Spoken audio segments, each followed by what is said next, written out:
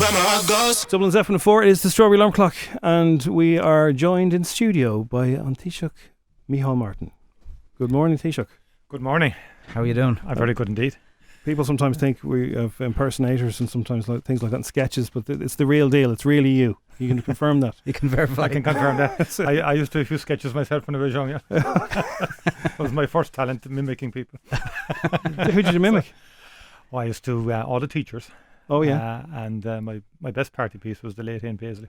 Right. When I was a child. Yeah. Can you give us a blast of Ian Paisley? No, I won't try it now. The voice chords wouldn't be up to it now. Yeah. Okay. Lots to ask you. I suppose we'll start with an ever-changing thing, which is the vaccines and the supply of vaccines and where we are right now. And you know, I know the over 85s are getting vaccinated starting today. How soon can we see everybody else? I think we're making good progress on the vaccines. We're very much dependent on the European supply chain and the deals we've entered in with the European Union in a pre-purchase agreement with about 5 to 6 companies.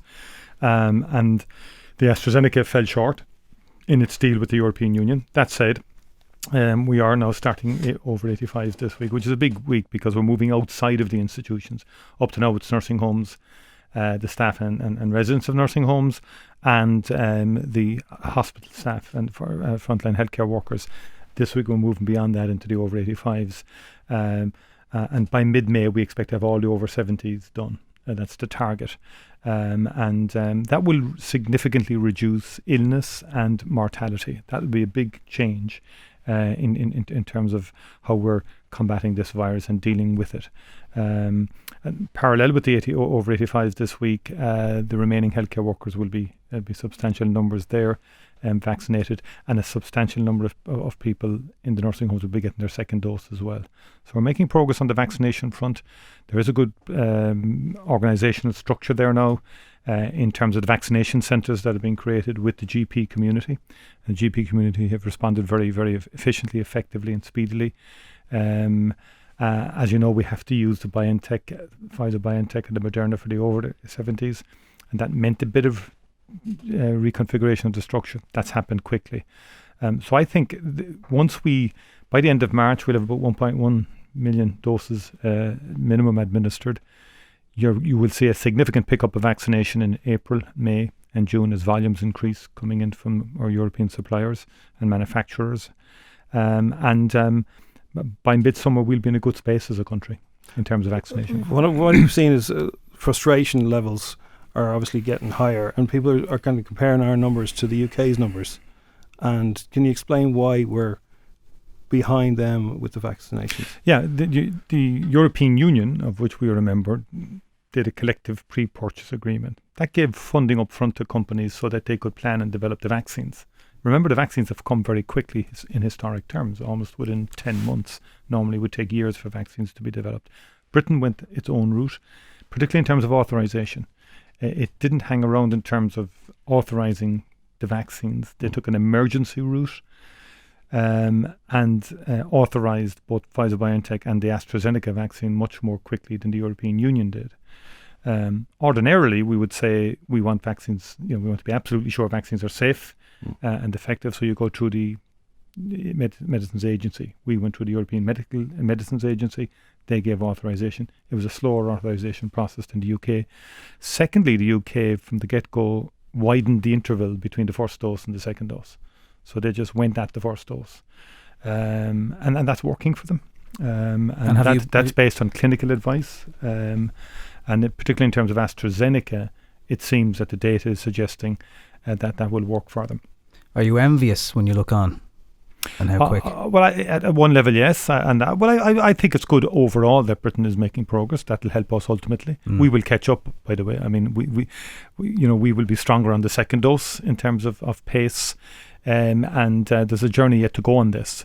But I think Europe has acknowledged that on the authorization front, they have been slower. I would hope now that could pick up a bit. So the next big vaccine coming on stream is Johnson & Johnson. It's due early April. I'd hope that could be brought forward. That's a single jab vaccine, which if that came forward towards the end of March, That would make a very significant difference in terms of volumes of vaccines available and the capacity also to administer easily, through the GP surgeries. Are we being as creative as we can be on the administering of it in terms of using churches, for example, and church halls, or does it have to be in the environments we're seeing now? The Pfizer-BioNTech and the Moderna do, because as you know, Pfizer-BioNTech is minus 80 degrees, the storage issues, the cold chain supply. It's a difficult vaccine. I'm not an expert in vaccines per se, but all of the pharmacists and clinicians will say it's a difficult one to administer. So it does make sense the way we're doing it now. And I think we've done it very efficiently. So far, there's been very little wastage. We're up there in the top 3 in Europe in terms of speed of rollout across the European Union. When you get other vaccines that don't need the same cold storage and cold chain sort of logistics, you'll be able to do it faster and within GP surgeries. And I think everyone's waiting for the Johnson & Johnson vaccine to add to the ones we have already as a very significant added factor, and then CureVac after that. So you're open to any sort of idea that might speed it up? Oh, we are, pubs, anything that can work? Anything that can work will be used. And significant operational planning has gone in by the National Task Force on Vaccinations in relation to the mass vaccination of people, both in training up a sufficient number of vaccinators, in recruiting a sufficient number of vaccinators over and above the GPs, over and above pharmacists, so that when the high volumes of vaccines start coming into the country, particularly in April, May and June, we will have a sufficiency of both vaccinators and vaccination centres to do the mass vaccination. So a lot of detailed work has gone into that. We will be in a position to administer vaccines efficiently, effectively and speedily. As soon as we get them in, we want to get them out and administer them to people.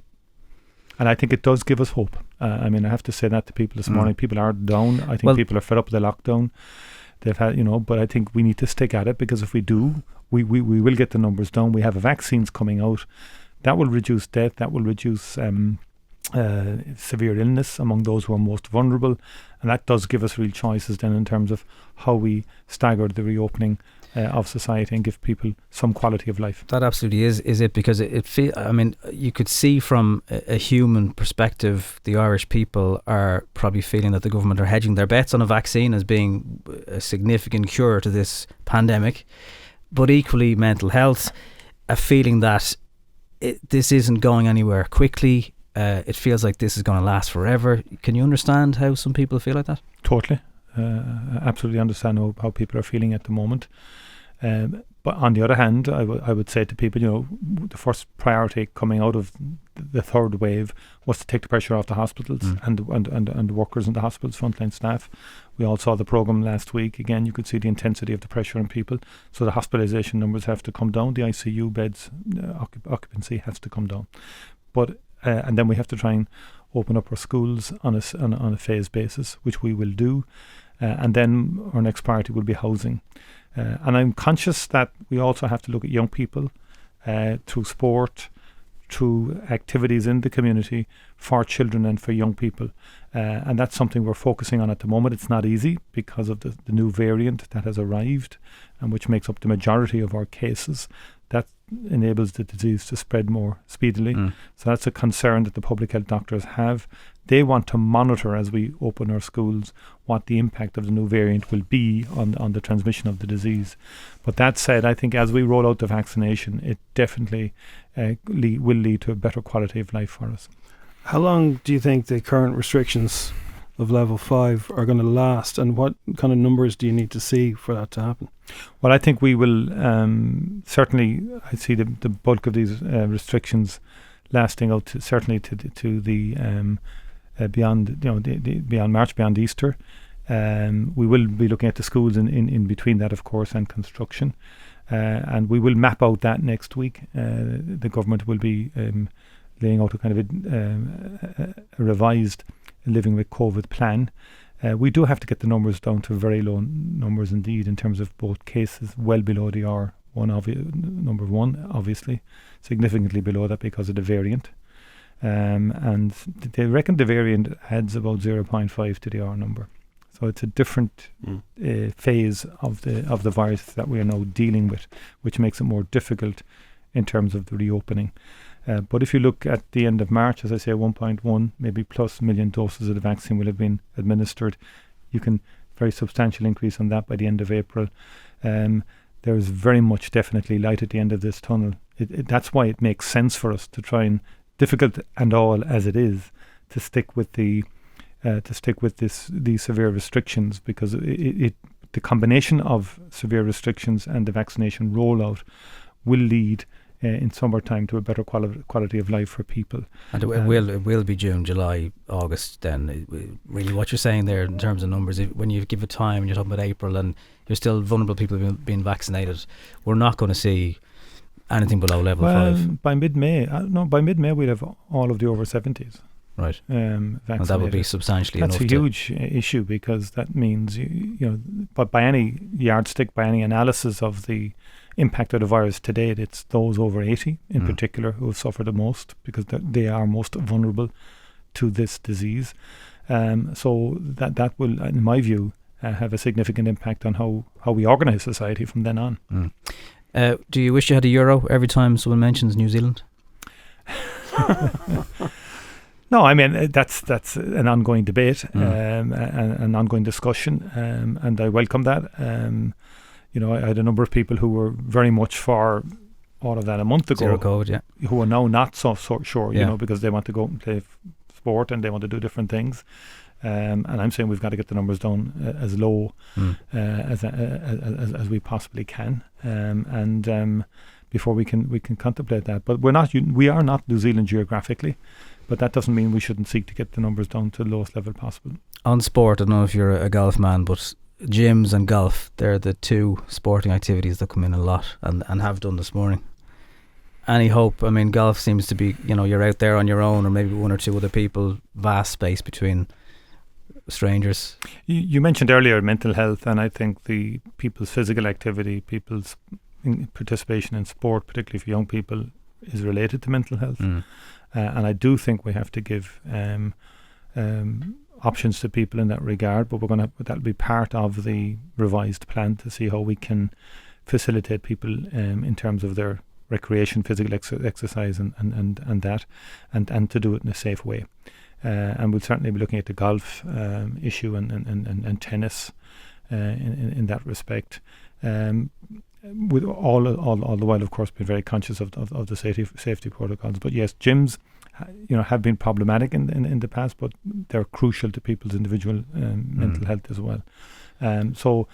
And I, when I was in the North Inner City recently, I met the community activists there on a Zoom meeting, and they were very concerned about the impact of level 5 on young people and the lack of opportunities for young people in their community.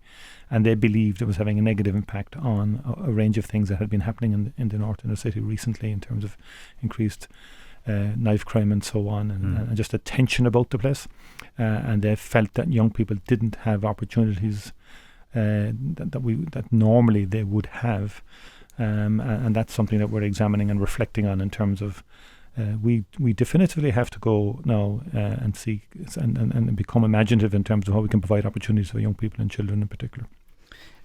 Speaking of teenagers and that age group, it must be incredibly difficult to be contemplating your Leaving Cert this year. You don't know whether it's going ahead or not. We had a special education principal who messaged us this morning.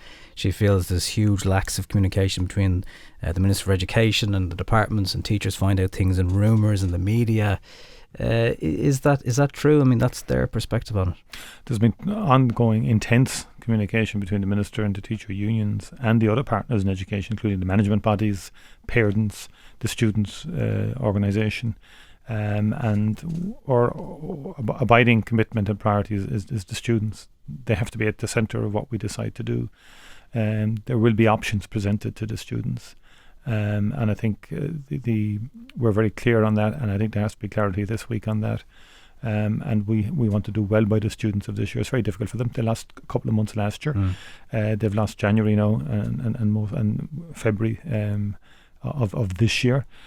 So I think the students want choice and they want options. That's what's coming across strongly back from the student representatives. And government wants to be in a position to provide that to them for two reasons. First, to have a certificate that demonstrates you've completed second level, but also as a progression to other forms of education and training, from apprenticeships to further education to institutes of technology to universities to whatever, that you're allowed to have that progression onwards into other forms of training and learning. And that's important for young people to know that. Last year, it came late in the day in terms of the calculated grades and predicted grades. But still, the bulk of students got through it in a unique situation. They found subsequently that their first year in college hasn't been any like any normal year. It's been predominantly online because of this virus. Now, obviously, there's talks going on at the moment, but as you say, it came late. In 2 weeks from now, we're looking at March. We'll be early this year compared to last year, and we will be making decisions very early. And we've made that clear to the partners all around that we can't hang around. Just to know if you were sitting in sixth year, would that be enough time? Even now, you'd be getting ready for your maths normally. We want to give the options. Yeah. Between a written exam as close as possible to the traditional format and other options which are currently being discussed. So that's important, and that not just to announce it, but to be ready to be in a position to follow through on it. Other jurisdictions have announced they're not doing things. They haven't quite announced what they're doing as an alternative. Yeah. We want to be in a position when we make this announcement that it's not just about what we're not doing, it's about what we are doing.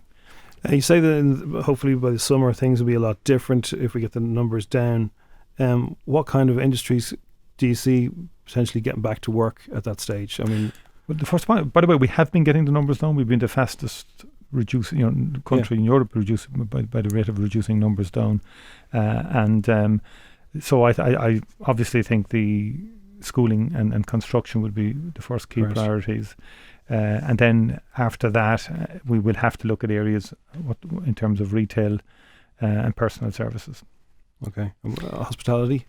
It's going to be some distance yet. Is it too difficult to tell for things like that? Well, hospitality, we would look later, but I think we'd want more vaccinations out there, and we would want a significant number of people vaccinated.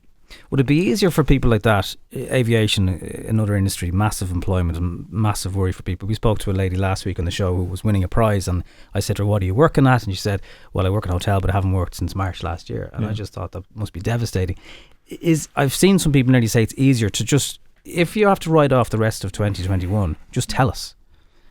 And I know that's hard for you to do, but they don't want, not everybody in the industries. No, they prefer it wasn't. Ever want to be told that. But they just want clarity. They say that, but they don't ever want to be told you're going to be closed for the entirety of 2021. Yeah. What they are saying to us is they don't want to be reopened and locked down again. Yes. And that's what they are saying. So I think there's a majority, the sense I'm getting out there, people are with the restrictions. If we can get them right down, get the vaccinations out, and that when we reopen certain sectors, that they'll be reopened for the long term. What is critical is that we will keep the supports going.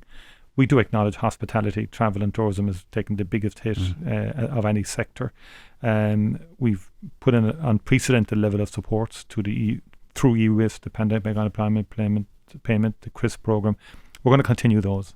There's going to be no cliff edge fall off of those supports, because we want to keep as many hotels and restaurants intact as we possibly can during this pandemic, so that when we get out of this and move out of this, we can reboot and restart and give them a chance to be viable again. That will mean we are developing a national economic recovery plan post-COVID. A lot of that will be on the green economy and on digitalisation and transforming our public services and private sector in terms of digitalisation, but also hospitality and tourism will need significant help. They're getting help now during COVID, but when we're restarting, we're going to have to really give them a lot of support because it's a very vital industry to Ireland and it employs a lot of people. And in terms of travel, it's connectivity for an open, small economy. And Ireland depends a lot on exporting our goods and services, and that means people getting out there selling their products and services. They can't do that at the moment. So we're very conscious of the need to be doing something additional once we emerge from this COVID period. A lot of people wondering, Taoiseach, why you didn't go to the White House this year. Whose decision was that? Was it your own or? Well, I think there was no one going to the White House in the short term in the US. I think in both jurisdictions our officials would have been engaging on the basis of how can we mark St. Patrick's Day this year different to any other year because of COVID-19. It's President Biden's number one priority. He said that to me when I spoke to him after his re-election, that was really at the start day one to try and get their numbers down. They have significant challenges in the United States in relation to COVID-19, and he's changing the whole cultural approach to it. What I mean by that is, it had been a sort of President Donald Trump had a completely different take on COVID. President Biden and the Democrats have had an approach where it's very, very cautious in terms of the virus itself, in terms of wearing masks and so forth, and good public health approach. And so he's very committed to getting that down. And that's the context, likewise with ourselves. But the relationship is strong, and it's a good one. And on his team, he has quite a number of Irish Americans as well. So I think we can look forward to a good engagement with President Biden's administration.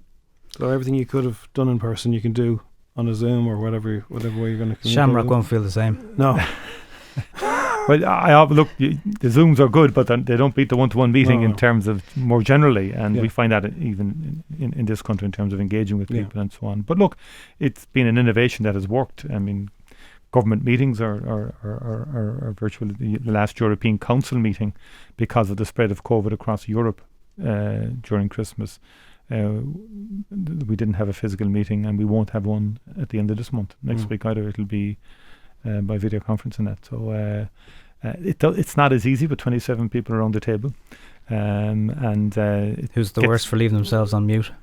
That's a good one. Are you allowed to say? Or not on mute. Not on mute.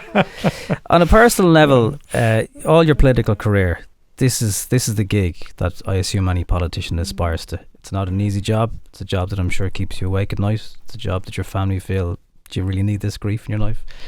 But you get the job, and then this happens. Is this how you ever saw it coming? Well, I mean, I never saw the pandemic, obviously, but just of a pandemic. But look, the one thing about political life is it keeps on throwing up surprises. I'm often asked by children in the school when I go into schools, what do you like about your job? And I'd often say, well, the next day is always different to the previous day, and sometimes it doesn't turn out as you planned. You could go in one day thinking you're going to be doing X, Y, and Z, and you could be doing something totally different. I suppose on a bigger scale, moving into the year that was in it, no, I didn't anticipate I'd be Taoiseach in the middle of this, but there are always very challenging issues for whoever is Taoiseach at any given time in life. Sometimes can be better economically than other times, but fundamentally there will always be challenges. And it's a privilege to get up every morning as Taoiseach, to get in there and to start working on people's behalf. And it's about decision making and making decisions on an informed basis, and engaging with people. And I have the energy and I have the commitment to doing it. For me, it's a privilege to be able to be in a democracy like this, where we are elected and where we can work for people as best we can. Finally, Taoiseach, what do you miss most that you think would be in parallels to the Irish people, just about life as it was? Life as it was. But I think it's just, I miss most meeting people.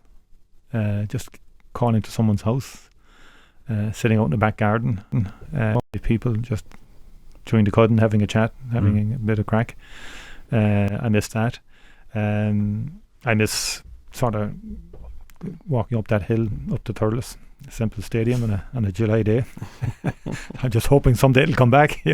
Probably won't be this July. Probably won't be. No, it will not be this July. No, and or getting to the Aviva, or getting to Croke Park, or maybe Turner's Cross for a Cork City game. But sport is a big thing in our lives, and we were brought up in a sporting family, so we're kind of interested in all sorts of sport and types of sport. So the sport brings great occasions to people's lives, and we're missing that at the moment.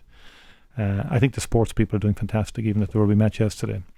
It was just great to kind of lose yourself for the entirety of the game. Yeah. Watching the empty terraces and stands was kind of still weird watching that, but the players gave it their all, and I think that helps people. I genuinely believe that, and a sense of we'll get there yet, and there will be days again when we will have crowds at these matches. Well, Taoiseach Micheál Martin, it's been It's been good to talk to you this morning. Thanks for coming in. Thank both of you. Thank you very much indeed. Appreciate it. Appreciate that. Thank you. Cheers. It's F104. Take care. Thanks. It's 9:41.